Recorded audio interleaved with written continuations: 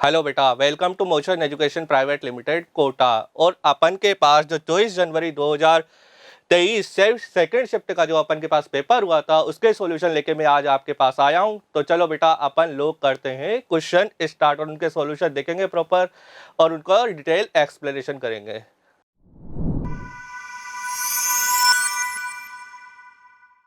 बेटा हमारे पास क्वेश्चन है, identify correct statement about alkali metal, है ना। ऑप्शन ए दिया हुआ है हमारे पास, the order of standard reduction potential for alkali metal ion is sodium, rubidium और लिथियम। तो बेटा यहाँ पे अगर मैं विद साइन की बात करता हूँ तो लिथियम का क्या होता है, एसआरपी वैल्यू क्या होती है बेटा, हाई होगी। फिर रुबिडियम की और लिथियम की क्या होती है बेटा, सबसे कम होती है। तो ऑप्शन ए हमारे लिए यहाँ पे करेक्ट है। अब सीजियम आयोडाइड, है ना, CSI is highly soluble in water. तो बेटा क्या होता है, सीजियम का साइज भी बड़ा है, आयोडीन का साइज भी बड़ा है, तो क्या होता है, साइज बड़ा होने की वजह से इसकी हाइड्रेशन एनर्जी कम होगी। तो क्या होना चाहिए, ये लेस सोल्यूबल होना चाहिए। और इसने क्या बोला है, हाईली सोल्यूबल इन वाटर। तो ऑप्शन बी हमारे लिए यहाँ पे क्या हो गया, इनकरेक्ट हो गया। ऑप्शन सी है, lithium carbonate is highly stable to heat. तो आयनिक कंपाउंड क्या होते हैं बेटा, हाईली स्टेबल होते हैं, किसके कंपेरिजन में, कोवलेंट कंपाउंड के कंपेरिजन में। तो लिथियम कार्बोनेट है, लिथियम की पोलराइजिंग पावर हाई होगी, क्यों, क्योंकि इसका क्या होगा बेटा, साइज छोटा होगा, तो पोलराइजिंग पावर हाई होगी, तो कोवलेंट कैरेक्टर ज्यादा होंगे। तो कोवलेंट कैरेक्टर ज्यादा होने की वजह से क्या होगा, विद कंपेयर टू या आयनिक कंपाउंड क्या होगा, लेस स्टेबल होगा। तो सी ऑप्शन भी हमारे पास क्या होगा, इनकरेक्ट होगा। अब बात करते हैं अपन फोर्थ डी ऑप्शन की, potassium dissolve in concentrated liquid ammonia is blue in colour and paramagnetic. तो बेटा ये क्या होता है, सही बात है, क्योंकि लिक्विड अमोनिया के अंदर क्या होते हैं, अमोनेटेड इलेक्ट्रॉन होते हैं और उसकी वजह से क्या होता है, पैरामैग्नेटिक अमोनेटेड आयन होते हैं, उसकी वजह से पैरामैग्नेटिक होता है। और कौन से कलर का सॉल्यूशन होता है हमारे पास, ब्लू कलर का सॉल्यूशन होता है। तो ऑप्शन डी भी हमारे पास राइट होगा। और क्या है, ई ऑप्शन है, all the alkali metal hydride are ionic solid. तो बेटा ये क्या होता है, हमारे पास आयनिक सॉलिड होते हैं सारे के सारे। अगर बात करता हूँ एल्कली मेटल हाइड्राइड, तो ये क्या है, हमारे पास करेक्ट ऑप्शन है और इसके मेल्टिंग पॉइंट भी क्या होते हैं, हमारे पास हाई होते हैं। तो हमारे पास कौन कौन से ऑप्शन राइट होंगे, ए डी ई। तो ऑप्शन में तो हमारे पास ए और ई वाला कॉम्बिनेशन है, तो कौन सा ऑप्शन हमारे पास राइट होगा, ऑप्शन 4 यहाँ पे हमारे लिए राइट ऑप्शन होगा।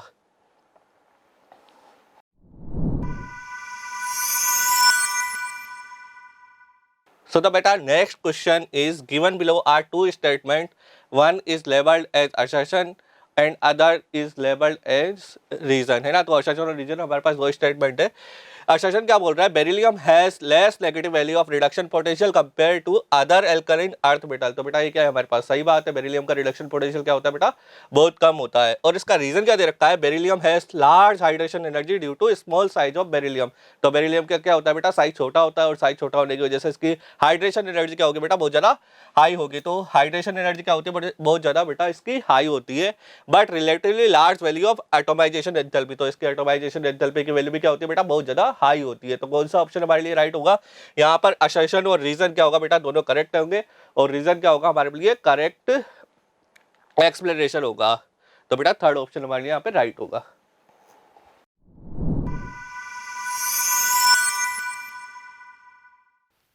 A student studied decomposition of a gas AB3 at 25 degree centigrade.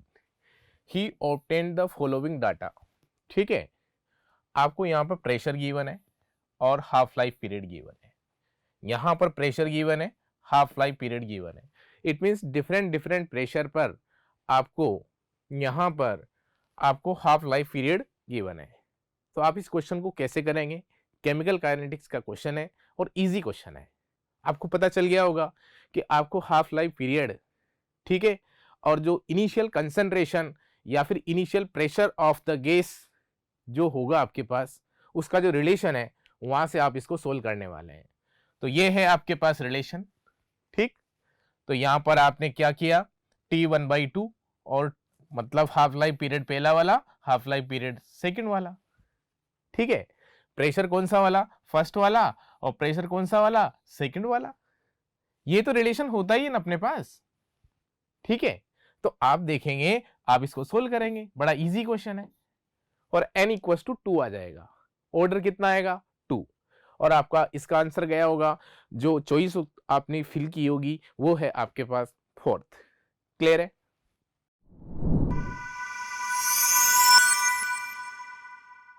So the next question is, K2Cr2O7 paper acidified with dilute H2SO4 turn green when exposed to, है ना, यहाँ पे किसका कौन सी गैस होगी, किसकी वजह से हमारे पास ग्रीन कलर आएगा। तो हमारे पास गैसेस कौन सी रखी है बेटा, carbon dioxide, sulphur trioxide, sulphur dioxide और हाइड्रोजन सल्फाइड। तो बेटा K2Cr2O7 की रिएक्शन जब एसिडिफाइड H2SO4 के साथ करवाते हैं SO2 गैस के प्रेजेंट में, तो बेटा Cr+3 का ग्रीन सॉल्यूशन आता है, ग्रीन कलर आता है। तो हमारे पास कौन सा ऑप्शन राइट होगा, हमारे पास ऑप्शन 3 सल्फर डाइऑक्साइड हमारे लिए यहाँ पे करेक्ट ऑप्शन होगा।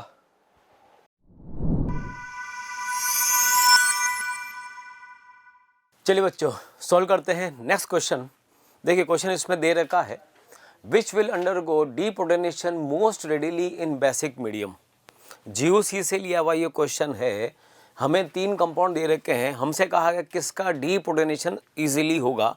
डीप्रोटोनेशन का मतलब क्या होता है, बेसिकली प्रोटॉन का मतलब क्या है H+, और डीप्रोटोनेशन का मतलब ये है कि H+ का निकलना ही हम उसको क्या बोलते हैं, डीप्रोटोनेशन। तो वही कंपाउंड इजीली डीप्रोटोनेटेड होगा जो मोस्ट एसिडिक होगा। अब इसमें हम देखें तो यहाँ पर बीच में ये जो कार्बन है दिस इज CH2 ग्रुप, और CH2 ग्रुप के दोनों तरफ ये भी कीटोन है और ये भी कीटोन है। इस वाले केस में CH2 है, CH2 ग्रुप को तुम्हें पता है हम बोलते हैं मिथाइलिन ग्रुप। इसमें इस मिथाइलिन ग्रुप से इस तरफ एस्टर जुड़ा हुआ है और इधर भी एस्टर जुड़ा हुआ है। इस वाले कंपाउंड में CH2 से इस तरफ कीटोन कनेक्ट है जबकि इस तरफ एस्टर कनेक्ट है। और एक्टिव मिथाइलिन ग्रुप की जो एसिडिक स्ट्रेंथ होती है वो डिपेंड करती है -M इफेक्ट पर।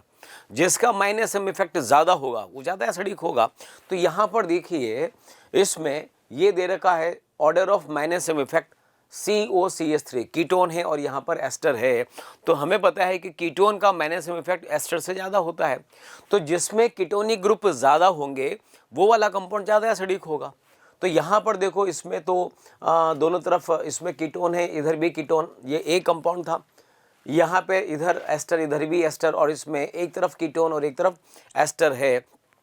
तो इस वाले मॉलिक्यूल में दोनों तरफ कीटोन है। इसका मतलब यहाँ पर जो CH2 ग्रुप है इसके पास जो H होंगे ये वाले H मोस्ट एसिडिक होंगे, इसी का डीप्रोटोनेशन फास्ट होगा। तो डेफिनेटली इस क्वेश्चन का जो आंसर होगा वो हो जाएगा ऑप्शन नंबर A। तो यहाँ पर देखो ऑप्शन नंबर A इसका करेक्ट आंसर है। तो इसका जो सेकंड ऑप्शन है, इस सेकंड ऑप्शन में हम लिख सकते हैं यहाँ पर ओनली A। तो correct answer will be option number 2।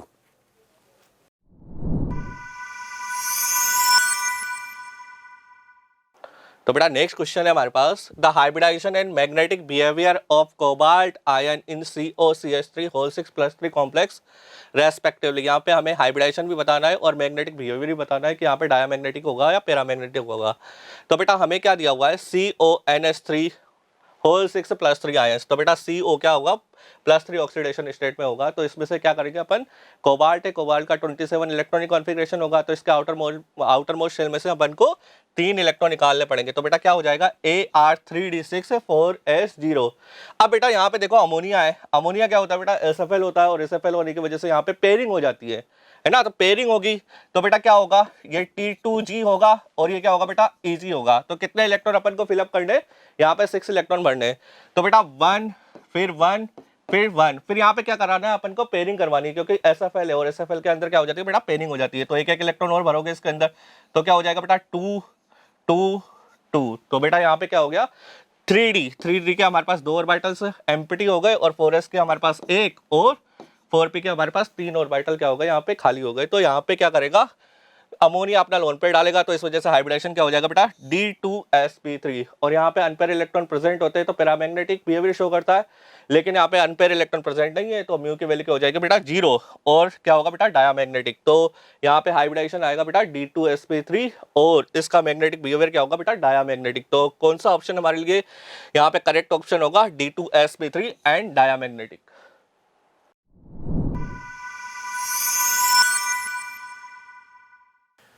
चलिए कंटिन्यू करते हैं नेक्स्ट क्वेश्चन। इसमें दे रखा है, देखो ये स्टेटमेंट नंबर 1 एंड 2 दोनों दे रखे हैं। हमें बताना है कौन सा करेक्ट है और कौन सा इनकरेक्ट है। इसमें एक कंपाउंड ये दे रखा है under क्लीमेंसन reduction conditions will give this compound, ये दे रखा है, ठीक है। और स्टेटमेंट नंबर 2 यहाँ पर गिवन है, ये कंपाउंड दे रखा है, under Wolff Kishner reduction condition will give this one. अब ये बताना है कि कौन सा करेक्ट है और कौन सा इनकरेक्ट है। तो देखो बच्चों, यहाँ पर इस केस में इस कंपाउंड में जो फंक्शनल ग्रुप है वो कौन कौन से हैं? एक तो कीटोन है, एक कीटोन है और एक CONH2, this one is amide. अच्छा, यहाँ पर हमें याद है क्लीमेंसन रिडक्शन में जो हम यहाँ पर रिएजेंट काम में लेते हैं वो लेते हैं zinc amalgam in the presence of concentrate HCl। और हमें पता है कि क्लीमेंसन में बेसिकली होता क्या है, जो कीटोनिक ग्रुप होता है उस कीटोनिक ग्रुप का एल्केन में रिडक्शन हो जाता है। तो यहाँ पर कीटोनिक ग्रुप तो एल्केन में कन्वर्ट हो जाएगा, CO तो CH2 में कन्वर्ट हो ही जाएगा, लेकिन चूंकि यहाँ पर HCl भी है तो HCl के प्रेजेंस में जो अमाइड ग्रुप है, इस अमाइड ग्रुप का हाइड्रोलिसिस भी हो जाएगा। और जब अमाइड का हाइड्रोलिसिस होगा तो ये भी तो कार्बोक्सिलिक एसिड में कन्वर्ट हो जाएगा। तो इट मीन्स जो स्टेटमेंट नंबर फर्स्ट यहाँ पर दे रखा है वो बिल्कुल करेक्ट स्टेटमेंट है। मीन्स ये कार्बोक्सिलिक में कन्वर्ट होगा और कीटोन अल्केन में कन्वर्ट हो जाएगा, नो डाउट। ठीक है, सेकंड की बात करें, this compound undergo Wolff Kishner reduction condition will give this one. ये रॉन्ग स्टेटमेंट है। कैसे? वोल्फ-किस्टनर जो होता है उसमें रिएजेंट हम काम में लेते हैं NH2 single bond NH2 in the presence of OH minus. मतलब क्लीमेंसन का जो मीडियम होता है वो एसिडिक मीडियम होता है और वोल्फ-किस्टनर का मीडियम होता है बेसिक मीडियम। तो बेसिक मीडियम में यहाँ पर देखो जो कीटोनिक ग्रुप है उसका तो एल्केन में रिडक्शन हो ही जाएगा, उसमें तो कोई प्रॉब्लम ही नहीं। लेकिन जो Cl होता है ये बेस सेंसिटिव ग्रुप होता है। तो ये जो बेस होगा, ये बेस क्या करेगा, Cl का यहाँ पर एलिमिनेशन कर देगा। तो यहाँ तो इस केस में तो यहाँ डबल बॉन्ड बनना चाहिए, जबकि यहाँ पर तो Cl एज इट इज दे रखा है। तो इस केस में यहाँ पर ये जो स्टेटमेंट है ये रॉन्ग स्टेटमेंट है। एक बार फिर से मैं रिपीट कर रहा हूँ, क्लोरीन बेस सेंसिटिव ग्रुप होता है। वोल्फ-किस्टनर रिडक्शन का जो मीडियम है वो बेसिक मीडियम है और क्लोरीन बेस सेंसिटिव ग्रुप होता है। इसका भी रिएक्शन बेस से होगा, एलिमिनेशन शो करेगा। तो यहाँ पर एल्कीन बनना चाहिए, जबकि यहाँ पर एल्केन दे रखा है। तो ये रॉन्ग स्टेटमेंट है। अब अगर ऑप्शन वाइज हम यहाँ पर बात करें तो इसमें statement number first is true but statement number 2 is false. तो इसका जो करेक्ट ऑप्शन होगा वो हो जाएगा ऑप्शन नंबर सेकंड।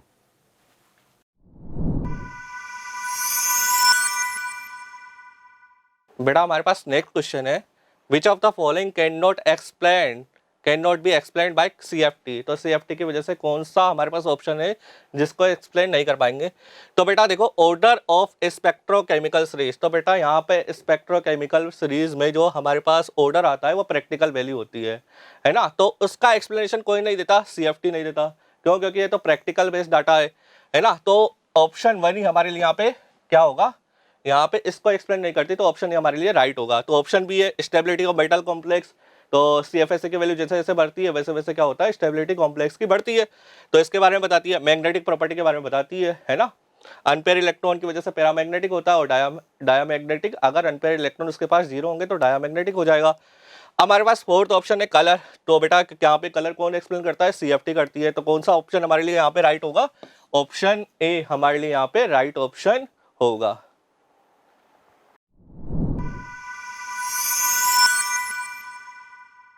बेटा हमारे पास नेक्स्ट क्वेश्चन है, the number of s electron present in an ion with 55 proton in its unipositive state. यानी कि क्या करना है अपन को, इसमें 55 हमारे पास प्रोटॉन है और इसमें से एक तो इलेक्ट्रॉन भी कितने होंगे, 55 होंगे। एक इलेक्ट्रॉन को अपन को रिमूव करना है। अब 55 किसका होता है बेटा, सीजियम का होता है। और सीजियम के आउटर मोस्ट शेल में से मैं क्या करूंगा, एक इलेक्ट्रॉन रिमूव कर दूंगा। और उसने पूछा है कि एस के अंदर कितने इलेक्ट्रॉन प्रेजेंट होंगे। तो बेटा इसका इलेक्ट्रॉनिक कॉन्फिगरेशन लिखूंगा। तो एस के अंदर 2, 2 4, 2 6, 2 8 और क्या होगा 5s के अंदर भी 2 इलेक्ट्रॉन होंगे। तो टोटल इलेक्ट्रॉन कितने होंगे बेटा हमारे पास 10।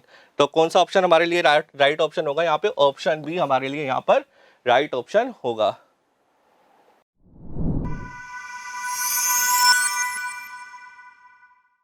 बेटा हमारे पास नेक्स्ट क्वेश्चन है, which one of the amongst the following are good oxidizing agent. यहाँ पे ऑक्सीडाइजिंग एजेंट बताना है। तो बेटा जो हायर ऑक्सीडेशन स्टेट में है वो क्या करेगा, अपना रिडक्शन करेगा, है ना। वो लोअर ऑक्सीडेशन स्टेट में जाना चाहेगा। तो F ब्लॉक के सारे एलिमेंट है और F ब्लॉक की मैक्सिमम ऑक्सीडेशन स्टेट क्या होती है बेटा, 4 होती है, तो वो क्या करेगा, लोअर ऑक्सीडेशन स्टेट में जाएगा, तो रिडक्शन होगा तो वो किसकी तरह बिहेव करने लग जाएगा, ऑक्सीडाइजिंग एजेंट की तरह। तो मैक्सिमम ऑक्सीडेशन स्टेट यहाँ पे कौन कौन से ऑप्शन की है, ऑप्शन सी और ऑप्शन डी की क्या है हमारे पास, मैक्सिमम ऑक्सीडेशन स्टेट है। तो यहाँ पे कौन सा ऑप्शन हमारे लिए यहाँ पे राइट होगा, ऑप्शन सी हमारे लिए यहाँ पे क्या होगा बेटा, करेक्ट ऑप्शन होगा।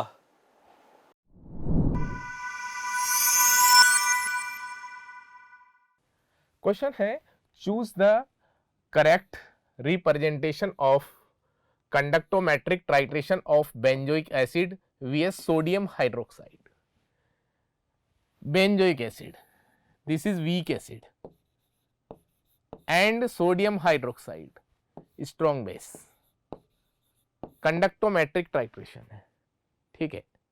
तो यहां पर आपको ग्राफ देखना है, ग्राफ देखना है कि यहां पर इसकी जो कंडक्टेंस है, आपने जैसे ही NaOH बाहर से ऐड किया, मतलब आपके पास क्या है कि ये है, ठीक है, ये कंटेनर है, इसके अंदर क्या है, इसके अंदर है आपके पास C6, क्या है, बेंजोइक एसिड है ना, C6H5COOH, ठीक है।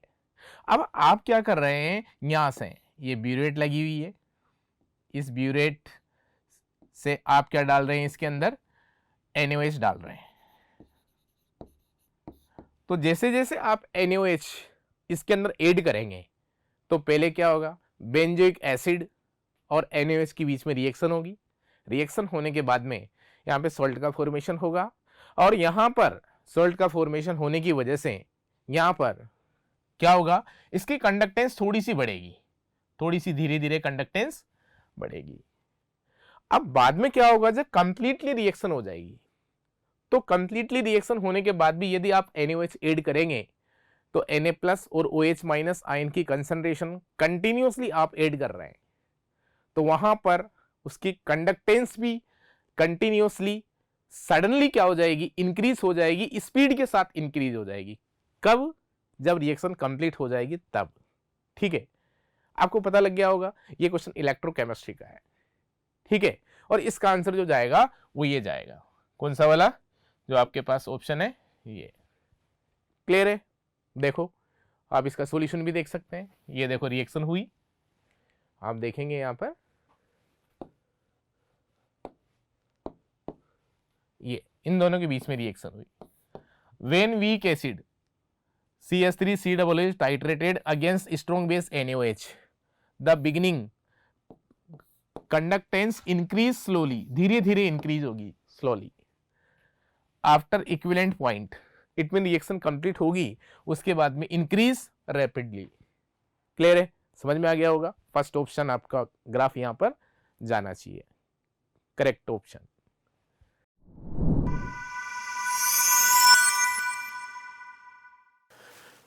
चलिए बच्चों, नेक्स्ट क्वेश्चन लेते हैं। कॉलम मैचिंग टाइप का क्वेश्चन दे रखा है। इसमें आप देख रहे हैं लिस्ट 1 लिस्ट 2 गिवन है। लिस्ट 1 में ऐसे कई सारी यहाँ पर ड्रग्स गिवन है और इसमें इनका नेम भी दे रखा है, मतलब इसमें हमें टाइप्स दे रखा है और इसमें जो मेडिसिन है, जो ड्रग है, उसके नेम दे रखे हैं। मैच करना है कि किसका कौन सा सही है। एनसीईआरटी का सेट क्वेश्चन है। अगर आपने एनसीईआरटी को बहुत अच्छे से पढ़ रखा होगा तो ये क्वेश्चन आपके लिए बहुत आसान क्वेश्चन होगा। सेट क्वेश्चन बनाया हुआ है, तो इसमें जैसे दे रखा है एंटी फर्टिलिटी ड्रग, इसमें से कौन सी होती है, तो याद रखो एंटी फर्टिलिटी ड्रग होती है नॉर्दिन, इस केस में एंटी फर्टिलिटी ड्रग होती है नॉर्दिनड्रोन। तो इसका तो सेट आंसर ये हो गया कि ये तो ये होगा, ठीक है ना। सेकंड दे रखा है ट्रैंक्विलाइजर। ट्रैंक्विलाइजर यहाँ पर मोर्फोमोमेंट, ये जो कंपाउंड होती है, ये जो ड्रग होती है, ये ट्रैंक्विलाइजर होती है। नेक्स्ट है एंटीहिस्टामाइन, ये होता है सेल्डेन। एज इट इज़ दे रखा है, अगर आप रीड करेंगे एनसीईआरटी में आपने पढ़ा भी होगा तो सेट ये कंपाउंड उसमें ड्रग्स दे रखी है। और एक होता है एंटीबायोटिक, ये तो सभी को पता होता है कि एम्पेसिलिन जो होती है ये एक बहुत ही फेमस एंटीबायोटिक है। तो इसको अगर हम यहाँ पर देखें तो डेफिनेटली इसका जो ऑप्शन नंबर 3 है, ऑप्शन नंबर 3 ही इसका करेक्ट ऑप्शन होगा।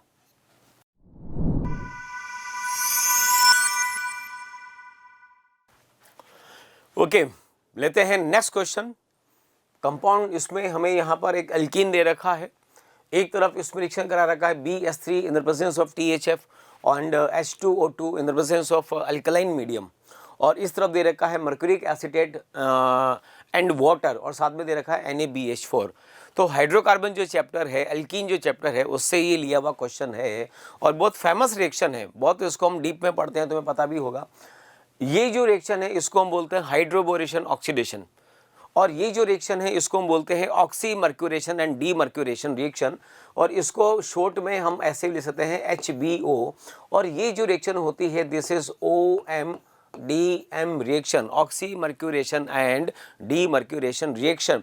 और बहुत सेट उसमें हमें पता भी होना चाहिए कि HBO में एल्कीन पर ओवरऑल वाटर का एडिशन होता है, और वाटर का addition according to anti Markovnikov होता है। तो कहने का मतलब ये है कि इस वाले कार्बन पर तो H का एडिशन होगा और इस वाले कार्बन पर OH का एडिशन होगा। ये देखिए इसका एल्कीन हमें यहाँ पर दे रखा है, अगर हम HBO रिएक्शन कराते हैं तो इस वाले कार्बन पर H का एडिशन होगा और इस वाले कार्बन पर OH का एडिशन होगा according to anti Markovnikov rule.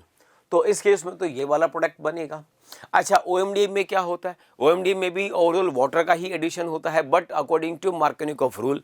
Markovnikov में क्या होगा, इस कॉर्नर वाले पर यहाँ पर इसमें यहाँ पे देखो ये कुछ ऐसा ये वाला देखो, इस केस में यहाँ पर इस वाले कार्बन पर एडिशन होगा यहाँ पर किसका, H का, मतलब ये CH2 तो कन्वर्ट होगा CH3 में और इस वाले C पर आएगा OH। तो देखिए इसमें हाँ ये दे रखा है, जो यहाँ पर CH2 था वो CH3 बना और इस C पे कौन आया, OH, मतलब 3 डिग्री अल्कोहल बनेगा। तो ये मार्कोनिकोव एडिशन हुआ। तो इस क्वेश्चन का जो करेक्ट आंसर है वो हो जाएगा ऑप्शन नंबर 2। आप एक बार फिर से देख सकते हैं, इसका ऑप्शन नंबर जो 2 है यही इसका करेक्ट आंसर होगा। इसमें देखिए 1 डिग्री अल्कोहल बन रहा है जबकि इसमें 3 डिग्री अल्कोहल बन रहा है। तो correct option will be option number 2।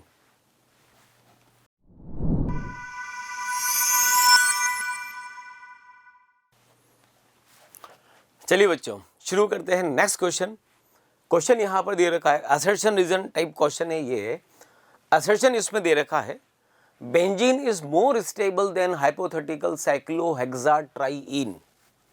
देखो क्या है साइक्लोहेक्साट्राइइन। अच्छा, यहाँ पर हम बेंजीन को ऐसे बना सकते हैं, ये हमने बेंजीन का हाइब्रिड लिया और ये बेंजीन का एक हाइपोथेटिकल हम रेजोनेटिंग स्ट्रक्चर्स हम ले सकते हैं।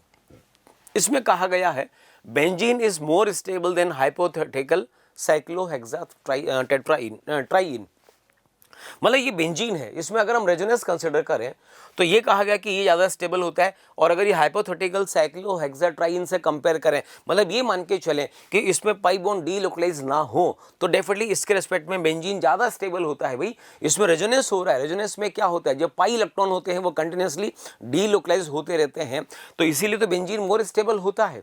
तो स्टेटमेंट नंबर जो फर्स्ट यहाँ पर जो असर्शन दे रखा है वो तो करेक्ट है, इसमें तो कोई डाउट नहीं है। रीजन की बात करें, the delocalization of pi electron cloud is attracted more strongly by nuclei of carbon atom. देखो इस केस में अगर हम ये मान के चलें कि ये पाई इलेक्ट्रॉन डीलोकलाइज हो रहे हैं, तो इन पाई इलेक्ट्रॉन्स को कौन अपनी तरफ अट्रैक्ट करके चल रहा है, इस वाले पाई बॉन्ड को, यही वाला कार्बन और यही वाला कार्बन, ये दोनों कार्बन इस पाई बॉन्ड को अपनी तरफ अट्रैक्ट करके चल रहे हैं। लेकिन अगर ये वाला पाई बॉन्ड अगर डीलोकलाइज होता है तो ये पाई बॉन्ड अब यहाँ से यहाँ पर भी आएगा, तो अब इस पाई बॉन्ड को ये दोनों कार्बन भी अपनी तरफ अट्रैक्ट करना चाहेंगे। तो कहने का मतलब रेजोनेंस जैसे होगा तो इन पाई इलेक्ट्रॉन्स को ज़्यादा से ज़्यादा कार्बन अपनी तरफ अट्रैक्ट करेंगे। तो इट मीन्स यहाँ पर जो इसमें रीजन दे रखा है वो भी बिल्कुल परफेक्ट है, सही है। तो अब इस बेसिस पर अगर हम आंसर देखें तो ऑप्शन नंबर ए ही इसका करेक्ट आंसर होगा। Both A and R R correct and R is the correct explanation of A. तो सही ऑप्शन ऑप्शन नंबर फर्स्ट।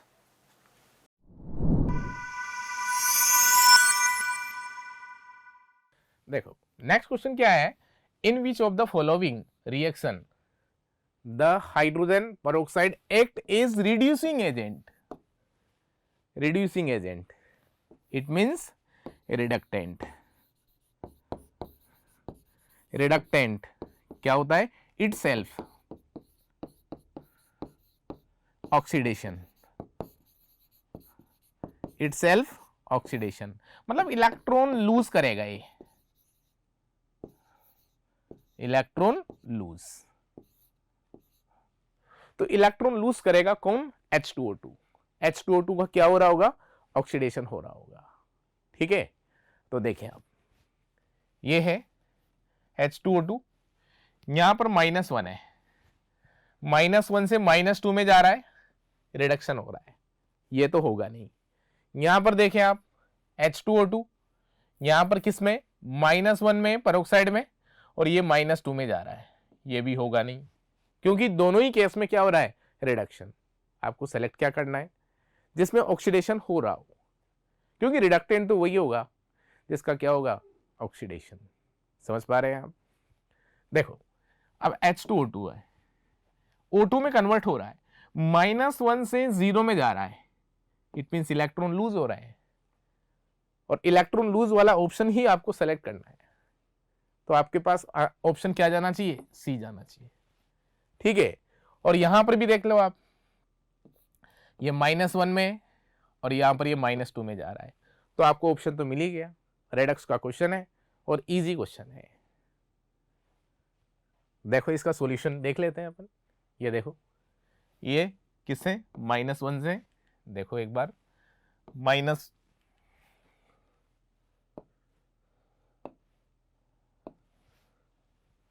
ये -1 है, -1 से किस में जा रहा है? 0 में जा रहा है, सी ऑप्शन जाएगा। ठीक है ना? ये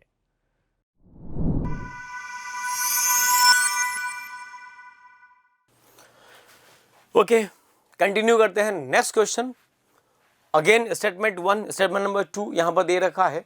इसमें दे रखा है pure aniline and other aryl amines are usually colourless. देखिए, एक चीज याद रखिएगा, जनरली जो ऑर्गेनिक कंपाउंड होते हैं वो कलरलेस ही होते हैं जनरली। अगर कुछ कंपाउंड्स को छोड़ दिया जाए तो इन जनरल हम कह सकते हैं कि ऑर्गेनिक कंपाउंड कलरलेस ही होते हैं, और एनिलीन कलरलेस ही होता है। तो pure aniline and other aryl amines are usually colourless. तो स्टेटमेंट नंबर जो फर्स्ट है वो तो बिल्कुल करेक्ट है, इसमें तो कोई डाउट ही नहीं है।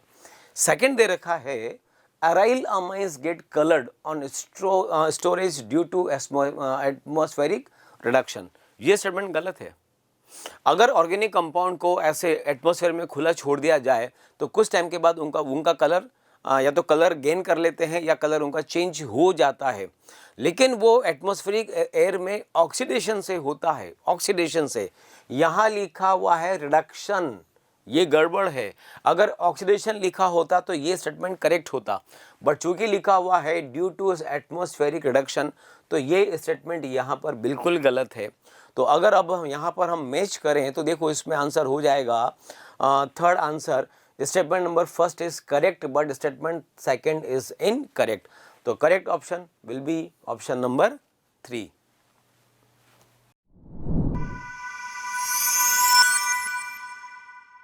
बेटा हमारे पास यहाँ पर नेक्स्ट क्वेश्चन है, करेक्ट स्टेटमेंट इज, यहाँ पे हमें क्या करना है? यहाँ पे करेक्ट स्टेटमेंट को फाइंड आउट करना है। तो ऑप्शन ए दिया हुआ है, an average human being consume nearly 15 times more air than food. Second option दे रखा है, average human being consume 100 times more air than food, an average human being consume equal amount of food and air.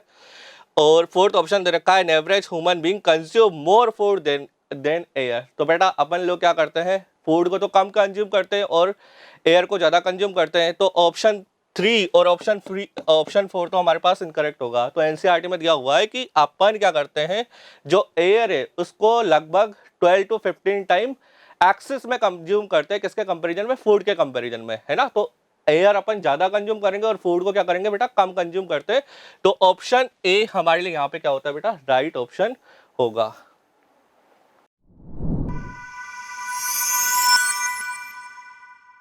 हमारे पास next question है बेटा, what is the number of unpaired electron in highest occupied molecular orbital of the following species? N2 और O2 दिया हुआ है। उसने क्या पूछा है बेटा? अनपेयर इलेक्ट्रॉन पूछा है, और किसके अंदर पूछा है? हाईएस्ट ऑक्यूपाइड मॉलिक्यूलर ऑर्बिटल यानी कि होमो के अंदर पूछा है। तो होमो के अंदर नंबर ऑफ अनपेयर इलेक्ट्रॉन कितने होंगे फाइंड आउट करना है। तो बेटा यहाँ पे क्या होता है, जिसके पास नंबर ऑफ प्रोटॉन 14 से कम होते हैं उसके अंदर तो sp मिक्सिंग होती है, और जिसके पास नंबर ऑफ प्रोटॉन हमारे पास 14 से ग्रेटर होंगे उसके अंदर sp मिक्सिंग नहीं होती है। तो बेटा देखो एस है ना, फर्स्ट शेल के अंदर तो एस नहीं होता, तो वहाँ पे तो कुछ यहाँ पे डिफरेंशिएट नहीं आएगा, लेकिन सेकंड पीरियड होता है, सेकंड पीरियड के अंदर एस और पी होते हैं, तो वहाँ पे क्या होगा, एस पे मिक्सिंग हो जाएगी। तो बेटा मैं सेकंड पीरियड की बनाता हूँ। तो ये क्या होता है बेटा, सेकंड पीरियड में वहाँ पे कुछ डिफरेंट देखने को मिलता है। यहाँ पे क्या होगा बेटा, 2s होगा, ये क्या होगा बेटा 2s होगा, और ये क्या होता है बेटा हमारे पास 2p होता है ना। ये p के पास कितने ऑर्बिटल्स होंगे बेटा, 3 ऑर्बिटल्स होंगे। p के पास हमारे पास 3 ऑर्बिटल्स होंगे, है ना। जितने एटॉमिक ऑर्बिटल पार्टिसिपेट करते हैं उतने मोलिकुलर ऑर्बिटल का फॉर्मेशन होता है। एक तो हमारे पास क्या होता है बेटा, है ना, नीचे वाला तो क्या होता है बेटा हमारे पास पाई 2px, और इसकी वैल्यू इक्वल होती है पाई 2p वाई के इक्वल होती है। और ये क्या होता है बेटा, सिग्मा 2pz होता है। ये क्या होता है बेटा, सिग्मा स्टार 2pz। ये क्या होता है बेटा, पाई स्टार, है ना, 2px, और इसकी वैल्यू इक्वल होती है पाई स्टार 2py के इक्वल होती है। तो ये क्या होता है बेटा, जिसके बाद नंबर ऑफ प्रोटॉन हमारे पास 14 होंगे, तो उसके अंदर s पे मिक्सिंग का मोलिकुलर ऑर्बिटल एमओटी डायग्राम में ये सिग्मा क्या होगा बेटा, सिग्मा 2s होगा। ये क्या होगा बेटा, सिग्मा स्टार 2s होगा, है ना। और इसके नीचे 1s आएगा। तो यहाँ पे नंबर ऑफ इलेक्ट्रॉन कितने बेटा, यहाँ पे 14 है। तो बेटा 1s के अंदर क्या हो जाएंगे, 4 इलेक्ट्रॉन भर जाएंगे। 2 तो हमारे पास क्या होंगे, सिग्मा 1s के अंदर, और 2 किसके अंदर हो गए, सिग्मा स्टार 1s के अंदर, है ना। 14 है, तो हमारे पास अब 12 इलेक्ट्रॉन फिलअप करने हैं अपन को। तो क्या होगा, ये 1 2 3 4 इलेक्ट्रॉन तो 1s के अंदर क्या हो गए, फिलअप हो गए। 4 5 6 7 8 9 10 11 12 13 14। तो होमो कौन सा होगा बेटा इसके लिए, हाईएस्ट ऑक्यूपाइड मोलिकुलर ऑर्बिटल। तो N2 के लिए, N2 ये मैंने किसका बनाया बेटा, N2 का बनाया है। तो ये क्या होगा हमारे पास, होमो होगा, है ना। और इसके पास नंबर ऑफ इलेक्ट्रॉन कितने होंगे बेटा, 2 होंगे, है ना। इसके बाद अनपेयर इलेक्ट्रॉन पूछा है, सॉरी यहाँ पे क्या पूछा है बेटा, अनपेयर इलेक्ट्रॉन पूछा है। तो अनपेयर इलेक्ट्रॉन यहाँ पे कितने होंगे बेटा, हमारे पास 0 होंगे, है ना। अनपेयर इलेक्ट्रॉन यहाँ पे कितने होंगे बेटा, 0 होंगे। अब बात करते हैं किसकी, N2 प्लस की, यानी कि इसमें से एक इलेक्ट्रॉन अपन ने और रिमूव कर दिया। तो एक इलेक्ट्रॉन कहाँ से रिमूव करूंगा, यहाँ से रिमूव करूंगा। तो मैंने एक इलेक्ट्रॉन यहाँ से रिमूव किया, है ना। एक इलेक्ट्रॉन क्या करूंगा बेटा, यहाँ से रिमूव करूंगा। तो यहाँ से मैंने रिमूव किया, तो क्या होगा बेटा, अगर मैं N2 प्लस का बनाता हूँ तो N2 के पास तो कितने अनपेयर इलेक्ट्रॉन है बेटा, 0। और अगर N2 प्लस का बनाता हूँ तो उसके लिए भी होमो कौन सा होगा, यही वाला होगा। लेकिन N2 प्लस के लिए नंबर ऑफ अनपेयर इलेक्ट्रॉन कितने हो जाएंगे बेटा, 1 हो जाएगा। आई बात समझ में, है ना। N2 के लिए तो होमो के लिए अनपेयर इलेक्ट्रॉन 0, लेकिन N2 प्लस के लिए अनपेयर इलेक्ट्रॉन 1 होगा। अब देखो ऑक्सीजन है, ऑक्सीजन है, तो क्या होगा बेटा, यहाँ पर 1s के अंदर तो P होता ही नहीं है ना, 1s ही होता है, P तो होता नहीं है। तो उसके अंदर तो X भी मिक्सिंग नहीं होगी। और ये क्या है हमारे पास, सेकेंड पीरियड है। सेकेंड पीरियड के अंदर क्या होता है बेटा, S भी होता है और P भी होता है, तो S पे मिक्सिंग प्रेजेंट होगी। तो क्या होगा बेटा यहाँ पे, ये क्या होगा, सिग्मा 2s। ये क्या होगा बेटा, सिग्मा स्टार 2s, है ना। ये क्या होगा बेटा यहाँ पर, सिग्मा क्या होगा, सिग्मा 2p, है ना, जेड। ये क्या होगा बेटा हमारे पास, पाई 2px, और इसकी वैल्यू इक्वल होती है पाई 2py के इक्वल होती है ना। और ये क्या होगा बेटा हमारे पास, सिग्मा स्टार 2pz, और ये क्या होगा बेटा हमारे पास, पाई स्टार 2px, और इसकी वैल्यू इक्वल होगी पाई स्टार 2py के इक्वल होगी, है ना। अब ऑक्सीजन के पास कितने इलेक्ट्रॉन होंगे बेटा, हमारे पास 16 इलेक्ट्रॉन होंगे। तो उसको फिलअप करते हैं। तो 1s के अंदर कितने इलेक्ट्रॉन होंगे बेटा, सिग्मा 1s, है ना, उसके अंदर 2, सिग्मा स्टार 1s के अंदर भी 2, तो 4 इलेक्ट्रॉन तो अपन ने फिलअप कर दिए। अब कितने इलेक्ट्रॉन भरने हैं अपन को, 14 इलेक्ट्रॉन भरने हैं। तो बेटा 5 6 7 8 9 10 11 12 13 14, ये क्या होगा 15। यहाँ पे क्या होगा बेटा 15, यहाँ पे क्या होगा बेटा 15, और यहाँ पे क्या होगा बेटा 16, है ना। ये होमो क्या होगा इसके लिए, अगर बात करता हूं मैं, यहाँ पे मैंने O2 के लिए बनाया। O2 के लिए होमो क्या होगा बेटा, ये होगा। और होमो के अंदर अनपेयर इलेक्ट्रॉन कितने हैं बेटा, यहाँ पे 2 है, ठीक है। अब बात करते हैं अपन O2 प्लस की। अब बात करेंगे अपन O2 प्लस की। होमो अब भी इसके लिए यही होगा, होमो O2 प्लस के लिए भी यही होगा, लेकिन इसमें से एक इलेक्ट्रॉन रिमूव कर दूंगा तो ये वाला इलेक्ट्रॉन क्या होगा, कैंसिल आउट हो जाएगा। अब इस होमो के अंदर नंबर ऑफ अनपेयर इलेक्ट्रॉन कितने होंगे बेटा, 1 होंगे। तो N2 के लिए 0, N2 के लिए क्या होगा बेटा 0, N2 प्लस के लिए 1 है ना, O2 के लिए 2 और O2 प्लस के लिए 1। तो कौन सा ऑप्शन हमारे लिए यहाँ पे राइट ऑप्शन होगा? ऑप्शन सेकंड हमारे लिए यहाँ पे क्या होगा बेटा? राइट ऑप्शन होगा।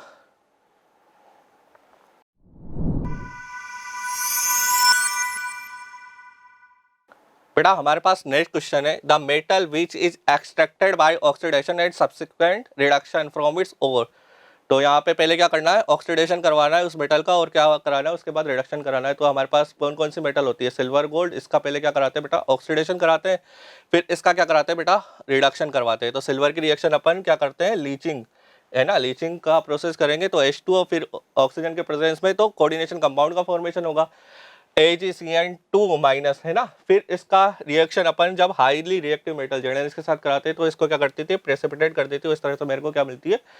सिल्वर मेटल मिलती है। तो सबसे पहले इसका क्या कराते हैं अपन? ऑक्सीडेशन कराते हैं, फिर इसका क्या कराते हैं? रिडक्शन करवाते हैं। तो सिल्वर और गोल्ड दो ऐसी मेटल है जिसका पहले ऑक्सीडेशन और फिर उसका रिडक्शन करवाते हैं। तो कौन सा ऑप्शन हमारे लिए यहाँ पे राइट होगा? ऑप्शन ए हमारे लिए यहाँ पे राइट ऑप्शन होगा।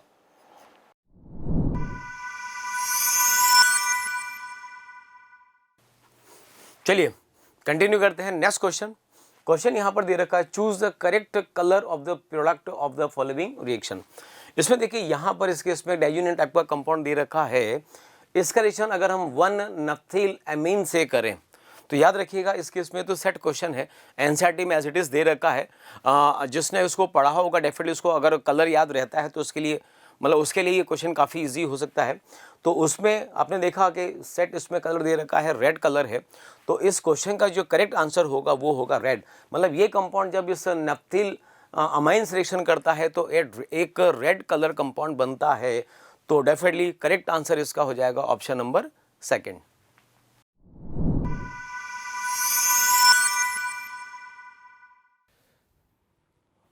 Following figure show spectrum of an ideal black body. Ideal black body 8 for different temperature. The number of correct statements from the following.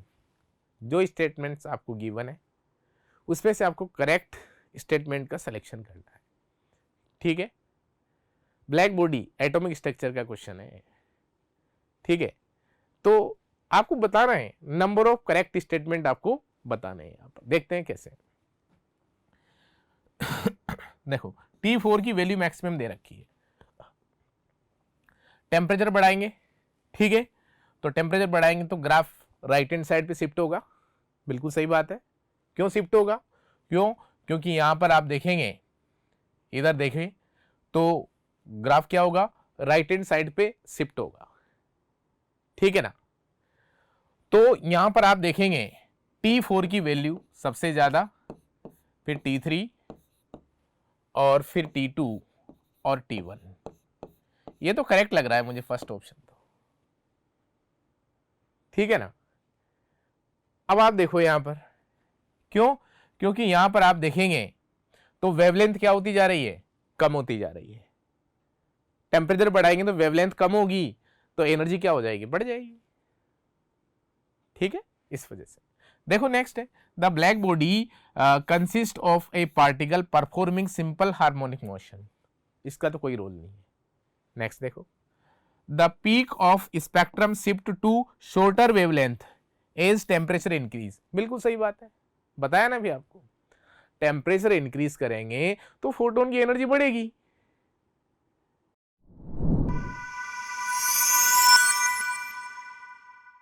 ठीक है ना, तो शॉर्टर वेवलेंथ की तरफ शिफ्ट होना ही पड़ेगा उसको। करेक्ट है। तो आपके पास, और ये तो रॉन्ग है ही। The given spectrum could be explain using quantization of energy. Quantization of energy को आप इसको एक्सप्लेन नहीं कर सकते। क्लियर है। तो यहां पर आपको पता लग गया कि एक तो ए ऑप्शन करेक्ट है। ठीक है, दूसरा ऑप्शन आपके पास करेक्ट हुआ सी। कितने ऑप्शन करेक्ट हो रहे हैं आप टोटल बताइए। आप 2 ऑप्शन करेक्ट है, ए एंड सी। आपका आंसर क्या जाएगा? 2 जाएगा। देखो 2 है, पहला ए ऑप्शन करेक्ट है और सी ऑप्शन करेक्ट है। क्लियर है।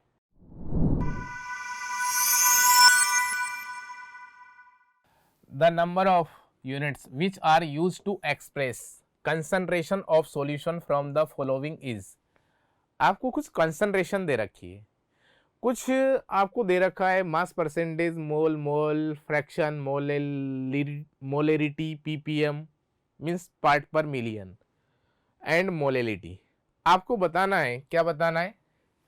Express concentration of solution.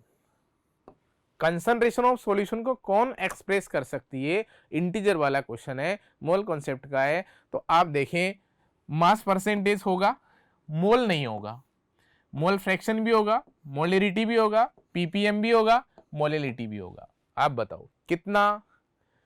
यहां पर जो भी आपको टर्म्स गिवन है उसमें से 5 टर्म ऐसी लग रही है जो किसको रिप्रेजेंट कर रही है? रिप्रेजेंट कर रही है एक्सप्रेस कंसंट्रेशन ऑफ सॉल्यूशन को एक्सप्रेस कर रही है. तो आपको पता लग गया होगा, इसका आंसर 5 आएगा. देखो इसका सॉल्यूशन भी क्लियर है.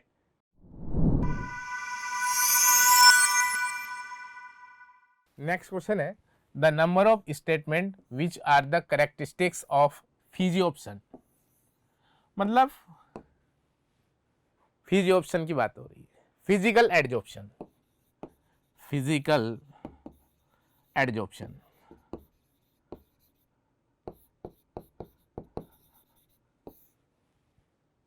It is highly specific in nature. Highly specific nature. Physical adsorption. Highly specific. No. Wrong है. तो आगे देखें, enthalpy of adsorption is high. ना, ये भी रॉन्ग हो जाए. एंथैल्पी ऑफ एडजॉर्प्शन क्या होगा? लो होगा, क्योंकि बॉन्ड ही वीक बनेगा. यहाँ तो वैन डर वाल अट्रैक्शन फोर्स होता है. It decrease with increase in temperature. बिल्कुल ये करेक्ट है. इट डिक्रीज, बिल्कुल डिक्रीज होता है. ठीक है ना. फिजिकल एडजॉर्प्शन का यदि अपन ग्राफ देखें, rate of adsorption X upon M, ठीक है ना, एक्स अपॉन एम. टेम्परेचर का साथ ग्राफ देखें तो यहां पर क्या होता है कि टेम्परेचर बढ़ाएंगे ना तो रेट ऑफ एडजॉर्प्शन क्या होता जाता है? कंटिन्यूसली क्या होता जाता है? डिक्रीज होता जाता है. समझ पा रहे होंगे आप बात को.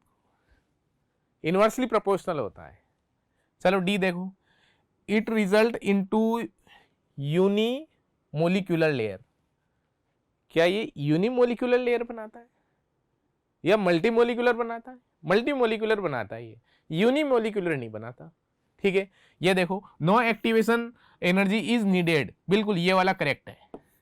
तो आपको पता लग गया होगा कि यहां पर सी एंड ई ऑप्शन करेक्टरिस्टिक्स है किसका? फिजिकल एडजॉर्प्शन का. तो आपने डेफिनेटली यहां पर आपको पता लग गया होगा, सरफेस केमिस्ट्री का क्वेश्चन है और एडजॉर्प्शन के अंदर आप इसको पढ़ते हैं और आपका डेफिनेटली यहां पर आंसर 2 गया होगा. देखो आप इसका सॉल्यूशन देखो. Clear?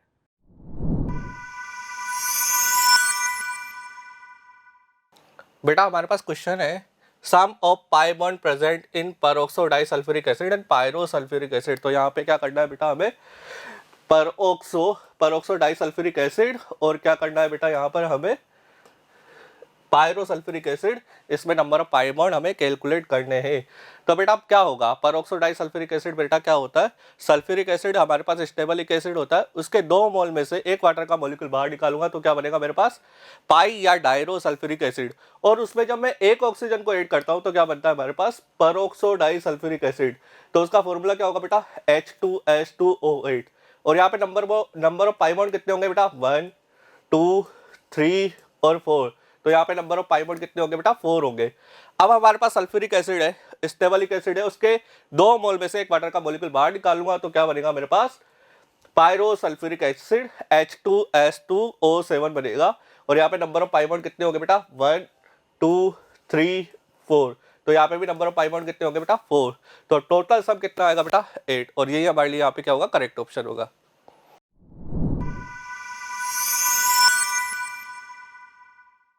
If the pK of lactic acid is 5, pK दे रखा है आपको, lactic acid is 5, then the pH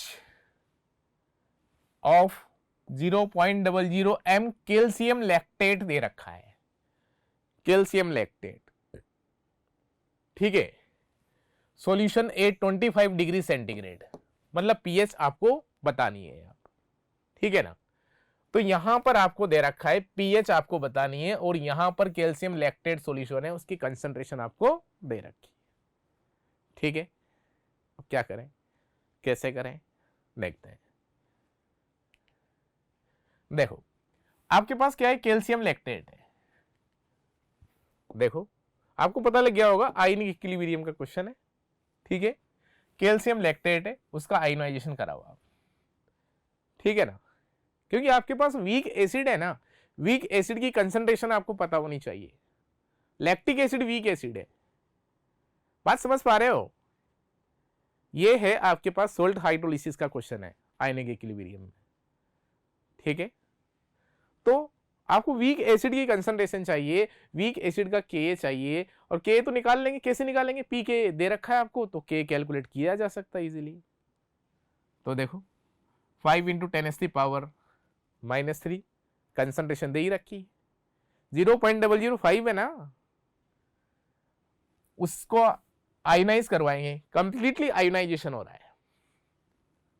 तो यहां पर आप देखेंगे 5 इंटू 10⁻³ अच्छा, लैक्टिक एसिड की कंसंट्रेशन डबल होगी। ये कहां से आया भाई, ये आया 5 इंटू 10⁻³ इंटू 2 से,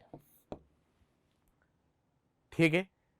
salt of strong base weak acid का जो पीएच कैलकुलेट करने का जो फॉर्मूला है वो क्या होता है, पीएच इज इक्वल टू 1/2 पीकेडब्ल्यू, और पीकेडब्ल्यू की वैल्यू 14 होती है, 14 डिवाइडेड बाई 2 से आपके पास 7 आ जाएगा, प्लस 1/2 पीके जो आपको 5 दे रखा है, प्लस 1/2 log C कंसंट्रेशन है आपके पास एसिड की, देख लो।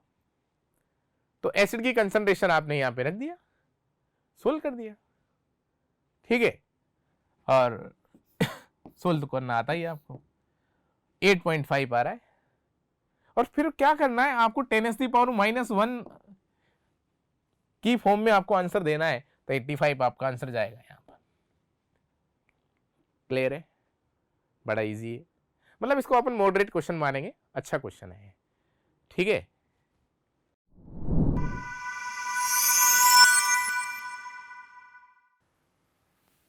The total pressure observe by the mixing of two liquid, two liquid दे रखा है, ए एंड बी लिक्विड है, को मिक्स किया, is 350 mm of Hg when their mole fraction 0.7, this is 0.7, then this is 0.3, PS की value कितनी दे रखी है, 350 दे रखी है, 350 है, ठीक है। The total pressure become 410 mm of Hg if mole fraction are changed 0.2 and 0.8, मतलब ये तो 0.2 हो जाए और ये 0.8 हो जाए, बिल्कुल यही दे रखा है, कहीं कोई दिक्कत नहीं है। Vapour pressure of pure liquid आपको बताना है, यहां पर पीएस कितना हो गया, पहले 350 था, कितना हो गया 410 हो गया, क्या करेंगे बताओ, वही एक बार इसके लिए बना दो, क्या P node A X A plus P node B X B,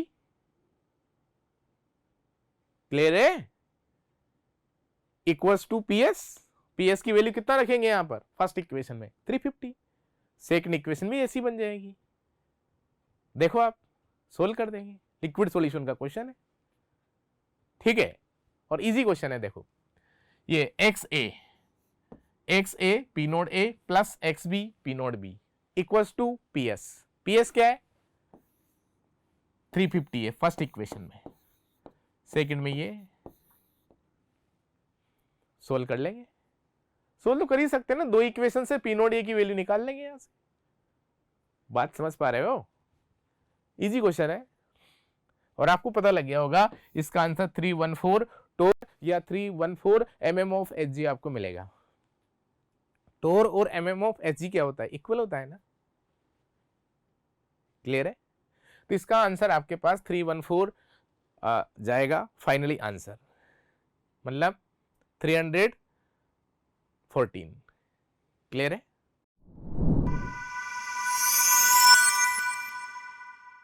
The number of statements which are correct with respect to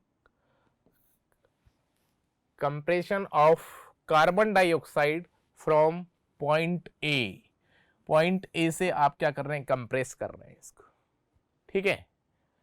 Andrew isotherm from the following is, ये अच्छा क्वेश्चन है, ठीक है, गैसीय स्टेट का क्वेश्चन है। आप इसको टफ क्वेश्चन मान सकते हैं या मॉडरेट मान सकते हैं, ठीक है ना, कंसेप्चुअल क्वेश्चन है। देखो देखो आपको बताना क्या है यहाँ पर, नंबर ऑफ स्टेटमेंट करेक्ट बताना है आपको, ठीक है। देखो क्या बता रखा है इसने, यहाँ पर ये आपको ग्राफ दे रखा है, तो यहाँ पर ये कौन सी स्टेट होगी, गैस, ये कौन सी स्टेट होगी, ये कौन सी स्टेट है, गैस, यहाँ पर पक्का, बहुत बढ़िया। यहां पर क्या होगी, लिक्विड प्लस गैस, कहां पर, बी से लेकर के सी तक, बी से सी तक, क्लियर है। और यहां पर क्या होगी, लिक्विड, ठीक है। तो यहां पर आपके पास carbon dioxide remain as gas. अब देखो गैस पॉइंट बी, ठीक है ना, पॉइंट बी, ठीक है ना, remain as gas, remain as gas, B point पर गैस की फॉर्म में नहीं रहेगी, बी पॉइंट पर लिक्विफिकेशन स्टार्ट हो चुका है। बात समझ पा रहे हैं, ठीक है ना, क्योंकि आपको प्रेशर वॉल्यूम ग्राफ दे रखा है, ठीक है। तो यहां पर लिक्विफिकेशन स्टार्ट हो चुका है, तो बी पॉइंट पर ओनली गैस बोले, ये बिल्कुल गलत बात है। ए पॉइंट पर गैस है पक्का। देखो liquefaction carbon dioxide appear at C point, liquid carbon dioxide, सही है। आगे देखते हैं, liquid and gases carbon dioxide को exist between B and C. आगे देखें, as the volume decrease from B and C the amount of liquid decrease. देखो इसका आंसर क्या है, ये ग्राफ देखो आप, क्रिटिकल आइसोथर्म वाला ग्राफ दे रखा है। ए पॉइंट पर गैस होगा, जैसा कि मैंने आपको बताया, बी पॉइंट पर लिक्विफिकेशन स्टार्ट हो गया, जबकि बी पॉइंट पर दे क्या रखा है कि यहां पर गैस की फॉर्म में एग्जिस्ट करेगा, दिस इज रॉन्ग, ठीक है ना। सी पॉइंट पर लिक्विफिकेशन क्या हो गया, एंड हो गया, और डी पॉइंट पर एग्जिस्ट एज लिक्विड। तो आपको यहां पर देखो, between B and C liquid and, अच्छा ये नेक्स्ट है, between B and C liquid and gases को एग्जिस्ट, ठीक है ना। तो आपके पास यहां पर करेक्ट ऑप्शन जो है ना, वो कौन कौन से, A and C, A and C correct option है, और आपका इसका आंसर क्या जाएगा, 2 जाएगा। क्लियर हो गया होगा, ए एंड सी। ए पॉइंट पर क्या है, यहां पर गैस, ए पॉइंट पर क्या है, गैस, और यहां पर सी पॉइंट है ना, सी पॉइंट पर लिक्विफिकेशन क्या हो गया, एंड, कंप्लीट हो गया। ए पर लिक्विफिकेशन क्या हुआ है, स्टार्ट, सॉरी बी पर लिक्विफिकेशन स्टार्ट हुआ है, ए पर गैस है, और सी पर क्या हो गया, एंड हो गया। क्लियर है, समझ पा रहे हो, ठीक है। आपने आंसर इसका 2 दिया होगा, ठीक है। पढ़ाते हैं इसको,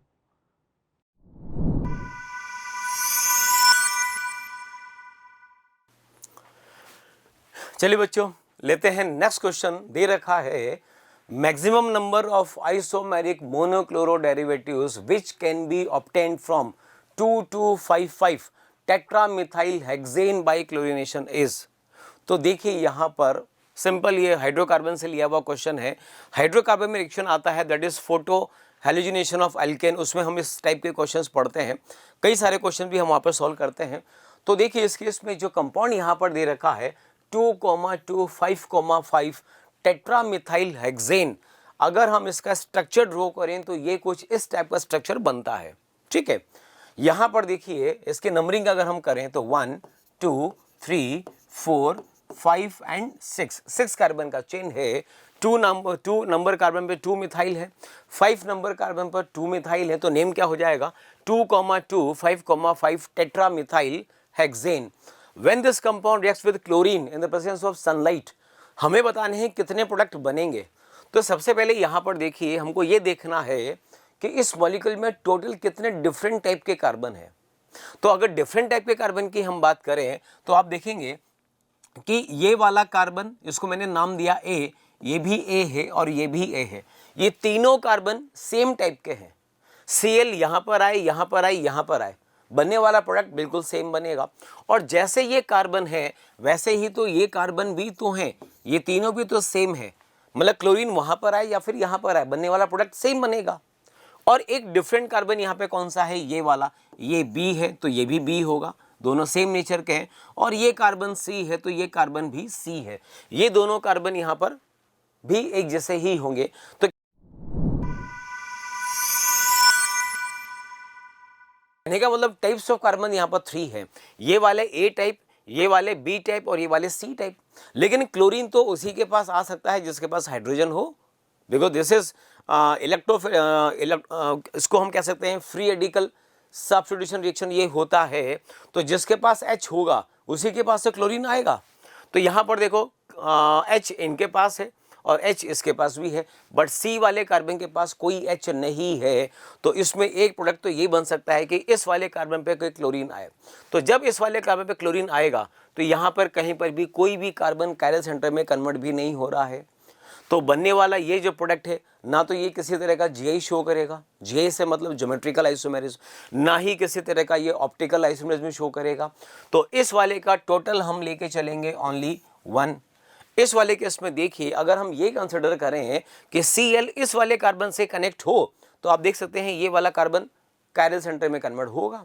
तो अगर ये कायरल सेंटर में कन्वर्ट होगा तो एक तो ये बनेगा ही बनेगा, प्लस एक इसका मिरर इमेज भी कंसिडर करना पड़ेगा। तो क्या हो जाएगा R+S। तो 2 कंपाउंड हमें यहाँ से मिले, एक कंपाउंड हमें वहाँ से मिला, टोटल प्रोडक्ट हो गए यहाँ पर 3 और 3 ही इसका आंसर यहाँ पे होगा। तो correct answer will B 3।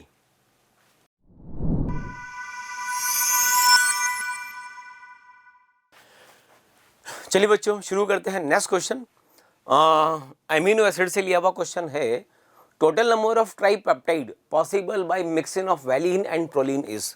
Tripeptide की बात करनी है और कौन कौन सा अमीनो एसिड यहाँ पर दे रखे हैं, हमें दे रखा है यहाँ पर एक तो वैलिन और एक प्रोलिन। तो देखिए इसका जो आंसर, ऐसे क्वेश्चन हम क्लास में करते हैं, इसका अगर हम आंसर देखें तो यहाँ पर टोटल आंसर 8 होगा। टोटल यहाँ पर ट्राइपेप्टाइड जो बनेंगी वो कितने बनेंगे 8। कौन कौन से, तो देखो यहाँ पर हमें 2 अमीनो एसिड दे रखा है, एक दे रखा है वैलिन, एक दे रखा है प्रोलिन। वैलिन को हम शो करते हैं V से, मतलब वैलिन को हमने माना V और प्रोलिन को हमने इंडिकेट करा किससे, P से। तो देखिए ट्राइपेप्टाइड क्या क्या पॉसिबल है, या तो यहाँ पर प्रोलिन प्रोलिन प्रोलिन से एक ट्राइपेप्टाइड बन जाए, ठीक है ना, मतलब इस वाले प्रोलिन का कार्बोक्सिलिक ग्रुप लीव करे, कार्बोक्सिलिक का OH लीव करे और इसके NH2 का H लीव करे और एक पेप्टाइड बॉन्ड यहाँ बने, और इस वाले बीच वाले अमीनो एसिड का OH लीव करे और इस वाले का NH2 से H लीव करे, तो एक पेप्टाइड बॉन्ड यहाँ बनेगा। तो टोटल ये क्या हुआ तो ट्राइपेप्टाइड। तो एक ट्राइपेप्टाइड ये पॉसिबल है। सेकंड पॉसिबल है valine valine valine. Third number possible है proline valine and valine. Fourth number possible है वैलिन प्रोलिन वैलिन। अब देखो ये दोनों डिफरेंट है, याद रखिएगा। इसके बाद वैलिन वैलिन एंड प्रोलिन, यहाँ पर देखें तो वैलिन प्रोलिन प्रोलिन ये भी पॉसिबल है। एक ये पॉसिबल होगा प्रोलिन वैलिन एंड प्रोलिन, और लास्ट में प्रोलिन प्रोलिन एंड वैलिन। तो ऐसे ये टोटल 8 टाइप के ट्राइपेप्टाइड यहाँ पर पॉसिबल होंगे। तो करेक्ट आंसर हो जाएगा इसका 8।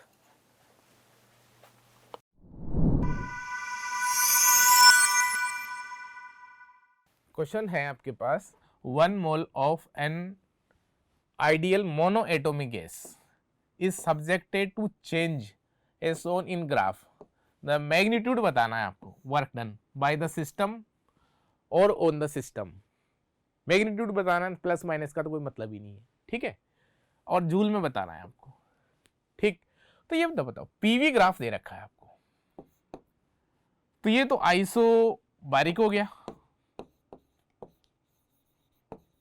आइसोबारिक में वर्क निकाल लेंगे, W is equal to P delta V. ठीक है, सेकंड से थर्ड पे जाएंगे तो यहां पर वर्क आइसोकोरिक हो गए। ठीक है, आइसोकोरिक का वर्क तो 0 होगा।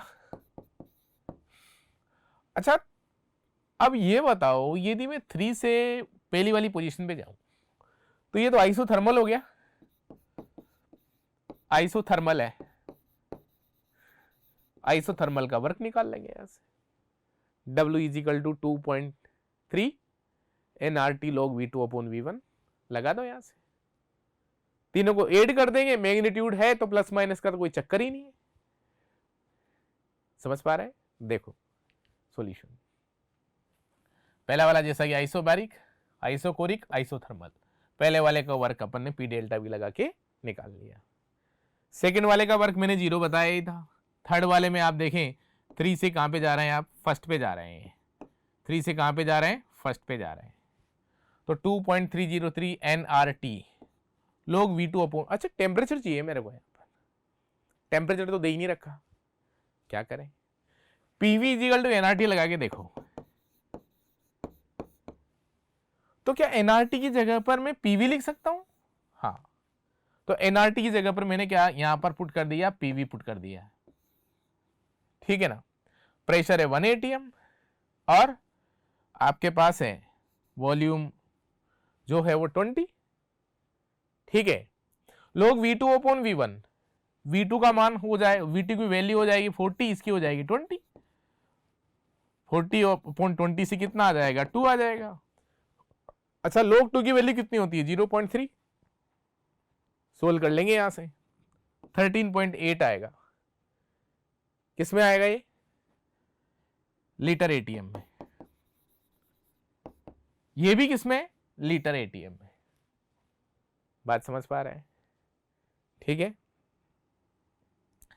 टोटल निकाल लेंगे यहां से वर्क, दोनों को ऐड कर दो, मैग्नीट्यूड लेना है तो प्लस माइनस का तो कोई दिक्कत वाली बात ही नहीं है।